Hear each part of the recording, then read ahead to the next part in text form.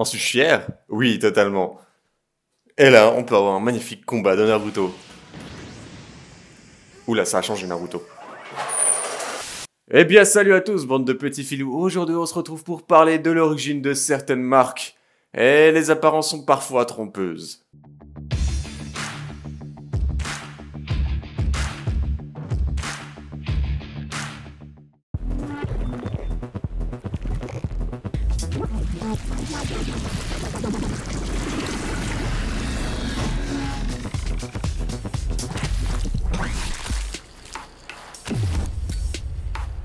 Adidas, anciennement appelée Gebr. Dassler Fabrik, est une firme allemande datant de 1949 fondée par Adolf Dassler.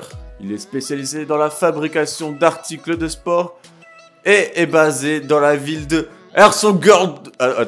Herzogenaurach en Allemagne. Adolf Dassler, surnommé plus particulièrement Adi Dassler, au retour de la Première Guerre mondiale, commence à fabriquer à la main des chaussures robustes pour la buanderie familiale. Récupérant des chutes de cuir sur les stocks de l'armée allemande, Adolf commence à se faire une clientèle et commence également à fabriquer des chaussures pour la course à pied. En 1920, il fonde une petite entreprise spécialisée dans les chaussures de sport, parfaitement conscient du marché potentiel. En 1923, l'entreprise compte une douzaine d'employés et fabrique une cinquantaine de paires à l'année. L'année suivante, Adi demande à son frère Rudolf de venir travailler à ses côtés. Leur personnalité assez contrastée se complète. Adi, qui est une personnalité calme, se charge de la production et de la mise au point des nouveaux modèles, tandis que Rudolf, plus extraverti, se charge de la vente et a même réussi à exploiter l'exportation. Le 1er juillet 1924, les frères Dassler inscrivent leur entreprise au registre du commerce sous le nom de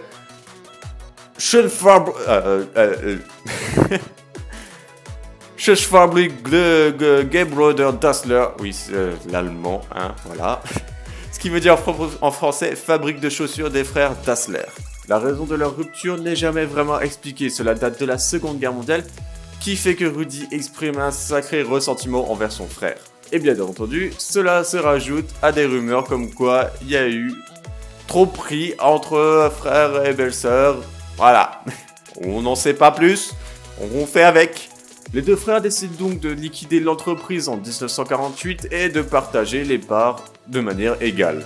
Avec son surnom Adi et la première syllabe de son nom de famille Das, vous savez où je veux en venir, Adolf créa l'entreprise Adidas qui portera le même nom jusqu'à aujourd'hui, ce depuis le 18 août 1949, avec pour au début seulement 47 employés. Par rapport à aujourd'hui, c'est très peu.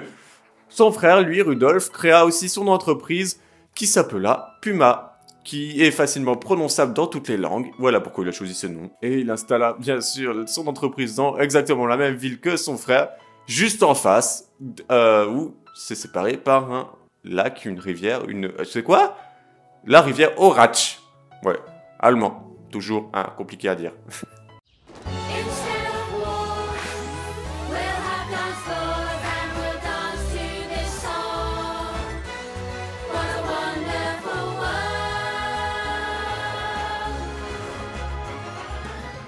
Les premiers jouets Lego sont créés en 1932 par un charpentier danois, avec encore une fois un nom imprononçable, Ole Kirk Christiansen. Oh, ça va encore. Le nom Lego vient du danois Lekgot, et je ne parle pas du code Miché, qui veut dire joue bien. C'est à cause de la crise de l'époque que Christiansen se met à fabriquer des jouets en bois. Mais l'incendie de son usine, la guerre et la mauvaise qualité du bois le poussent à se retrancher sur le plastique. En 1952, il crée les premières pièces en plastique à tonneaux, donc les petits picots, là où on emboîte les...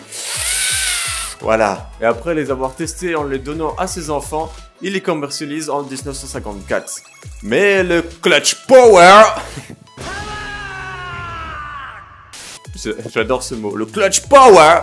Donc le Clutch Power, c'est le fait de les emboîter. Tout simplement, le clutch. Clutch, voilà, c'est emboîté. Donc le Clutch Power n'était pas très efficace à cette époque, malheureusement. Comparé à aujourd'hui... Ça fait bizarre de se dire ça, qu'à l'époque ça marchait pas du tout leur truc, alors qu'aujourd'hui c'est un phénomène mondial, j'ai envie de dire. Ah ouais, Lego, j'adore ça moi. Donc les premiers essais de briques en plastique ne s'emboîtent pas correctement. Mais en 1958, le plastique ABS est donc plus solide et s'emboîte plus correctement. En revanche, la première figurine Lego a vu le jour en 1978. Christiansen a ensuite passé le flambeau à son fils qui s'appelait Gottfred Kirk Christiansen. Il a ouvert le premier parc Legoland en 1969 au Danemark. En 2018, Lego lance ses premières pièces en plastique végétal. Conçues dans un laboratoire de la firme, c'est pour répondre aux attentes des consommateurs et elles sont fabriquées à partir de canne à sucre. En bref, tu peux les bouffer. T'as plus de sucre pour le mettre dans ta café, hop, un petit Lego.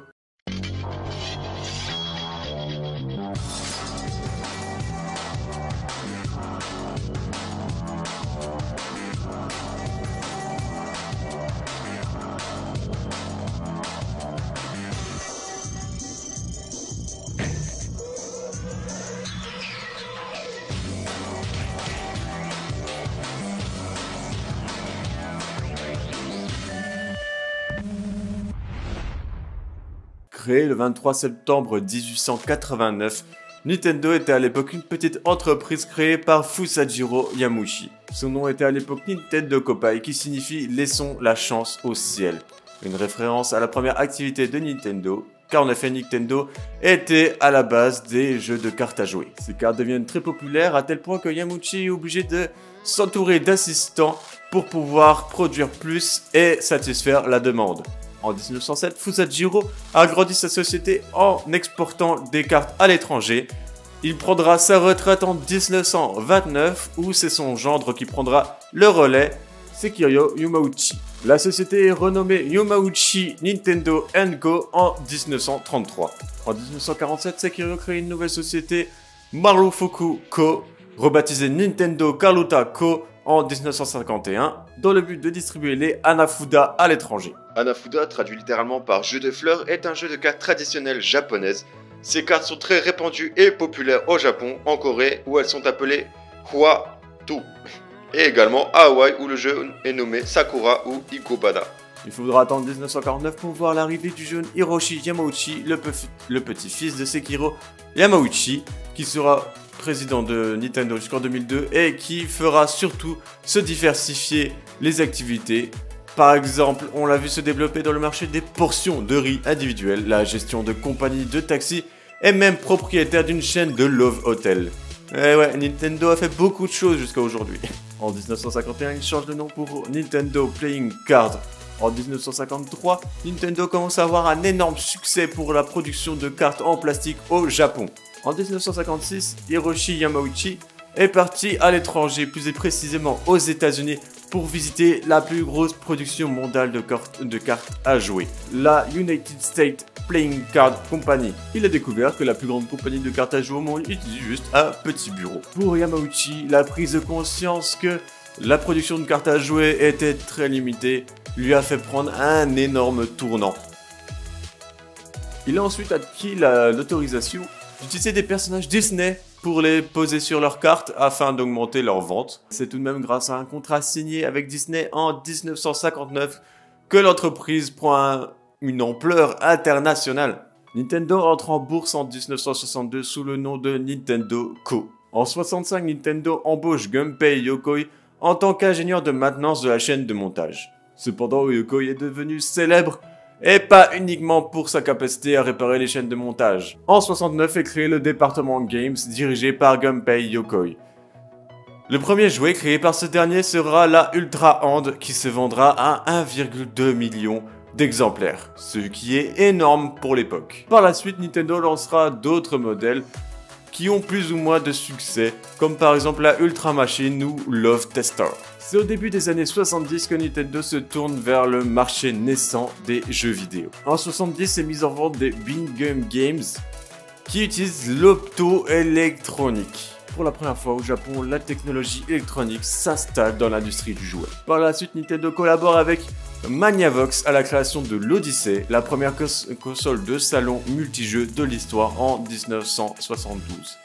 Ensuite, vous connaissez un peu l'histoire de Nintendo, qui ont commencé à sortir des consoles de plus en plus régulièrement, j'ai envie de dire, jusqu'à la Game Boy, la Nintendo DS, la Nintendo DSi, 3DS, la Wii, la Switch, tout ça. Donc, je vous fais une petite coupure de tout ça, hein. Je vous ai dit la base de Nintendo, la suite vous la connaissez. On va passer à la marque suivante. L'espresso Starbucks préféré de Tim, préparé à la maison avec sa machine Nespresso.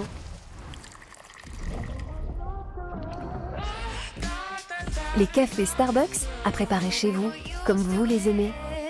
Le premier Starbucks a ouvert à Seattle en 71 avec 3 partenaires. Jerry Baldwin, un professeur d'anglais, Zev Ziegel, un professeur d'histoire, et l'écrivain Gordon Bowker. Les 3 entrepreneurs ont été inspirés par le torréfacteur Alfred Pitts, qu'ils connaissaient personnellement. Ils ont donc ouvert leur propre commerce pour vendre du café Juliette en gras de haute qualité et des machines à café. L'entreprise tient son nom de Sarbo, un camp minier du 19e siècle du mont Rainier, qui rappelle au fondateur Starbuck, un personnage de Moby Dick. Et oui, comme quoi les noms de marques ne sont pas tous stylés, hein. Quand même, quand tu dis « Oh tiens, je regarde Moby Dick, oh ce nom me plaît bien, je vais le choisir pour ma marque qui va devenir hyper populaire plus tard », ça fait bizarre. Le logo de couleur brune dessiné par le designer Terry Eckler est une sirène couronnée dotée de 2 queues de poisson basée sur une gravure scandinave du XVIe siècle. Et ouais, rien que ça. L'entrepreneur Howard Schultz, qui était auparavant cadre chez Xerox et Amarplast, rejoint la société en 1982 comme directeur marketing. Après un voyage à Milan en 1983 pour le salon international de l'électroménager, Schultz fut impressionné et intéressé par les machines à espresso italiennes. À son retour, il proposa donc à ses collaborateurs de servir des boissons au café, en plus de grains de café. Les propriétaires refusent initialement l'idée, mais en 1984, ils laissent Schultz la tenter dans un nouveau Starbucks qui vient d'ouvrir à Seattle. Malgré le succès relatif de l'expérience, Baldwin refuse d'ouvrir d'autres enseignes style Barra Expresso pour se concentrer sur l'activité principale, la vente de café en grains. Entre-temps, l'entreprise s'est lourdement endettée pour faire l'acquisition de Pitts, que je rappelle, c'est le commerce de grains non torréfiés de café. Ils ont fait cet achat en 1984. En 1986, les fondateurs de Starbucks veulent concentrer leurs efforts sur les magasins Pitts et viennent à vendre les actifs de Starbucks.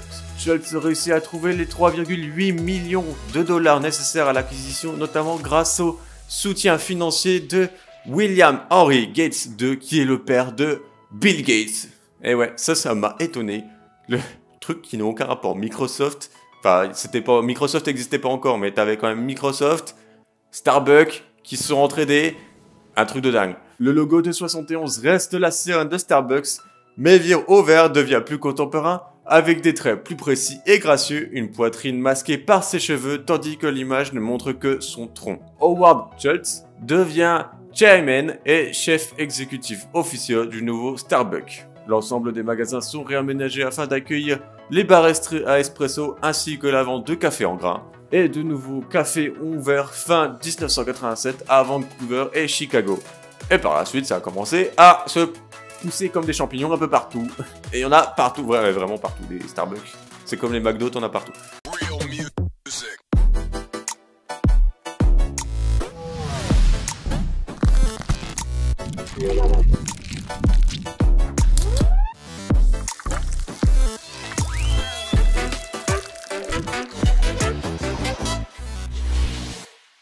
La société Hanson a été fondée en 1935 par Hubert Hanson et ses 3 fils qui ont commencé à vendre du jus de fruits dans les studios de cinéma et aux détaillants du sud de la Californie. La société est devenue Hanson East Juice, puis la Fresh Juice Company California. L'usine construite à Los Angeles en 1946 a été utilisée jusqu'à 1993 au profit d'une autre usine qui a été construite en Californie. Dans les années 70, Tim Hanson, le petit-fils de Burr, a développé et commercialisé une gamme de sodas et de jus de fruits, également sous la marque Hanson.